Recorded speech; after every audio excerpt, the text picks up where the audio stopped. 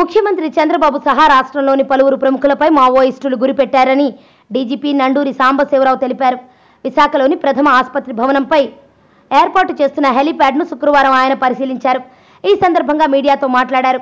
AOB ఎన్కౌంటర్లో 31 మంది మావోయిస్టులు మృతి చెందడంతో రాష్ట్రంలోని పలువురు ముఖ్య నేతలు, పోలీసు ఉన్నతాధికారులపై దాడులు చేసేందుకు మావోయిస్టులు లక్ష్యంగా పెట్టుకున్నారని డీజీపీ వెల్లడించారు. దీంతో వారి జాబితాలో ఉన్న అందరికీ కట్టుదిట్టమైన భద్రత ఏర్పాటు చేశామన్నారు.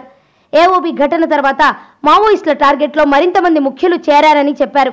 ముఖ్యంగా పోలీస్ శాఖలోని ఉన్నతాధికారులు కూడా ఇందులో ఉన్నారన్నారు. కాగా విశాఖకు ప్రాధాన్యం పెరుగుతున్న నేపథ్యంలో పర్యాటక పోలీసుల నియామకాన్ని నగర పోలీస్ కమిషనర్ ప్రతిపాదించగా ఆమోదించినట్టు డీజీపీ తెలిపారు. ఇదిలా ఉండగా సోషల్ మీడియాలో పోస్టుల విషయంలో నెటిజన్లు అప్రమత్తంగా ఉండాలని డీజీపీ సూచించారు. సైబర్ నేరాల నియంత్రణలో భాగంగా విశాఖలో cyber cell, cyber lab, cyber టీంలను ఏర్పాటు చేస్తున్నామన్నారు. ఆసుపత్రుల్లో హెలీప్యాడ్ సదుపాయం వల్ల అత్యవసర సమయాల్లో రోగులకు వేగంగా వైద్యాన్ని అందించే అవకాశం ఉంటుందని చెప్పారు. నక్సల్ ప్రభావిత ప్రాంతాల్లో దురదృష్టవశాత్తు ఏదైనా ఘటన జరిగినప్పుడు హెలీప్యాడ్ కలిగిన ఆసుపత్రులు ఎంతగానో ఉపయోగపడతాయన్నారు. రాష్ట్రంలోనే ప్రథమ ఆసుపత్రి తొలిసారిగా హెలీప్యాడ్ ఏర్పాటుకు పూనుకోవడం అభినందనీయమన్నారు.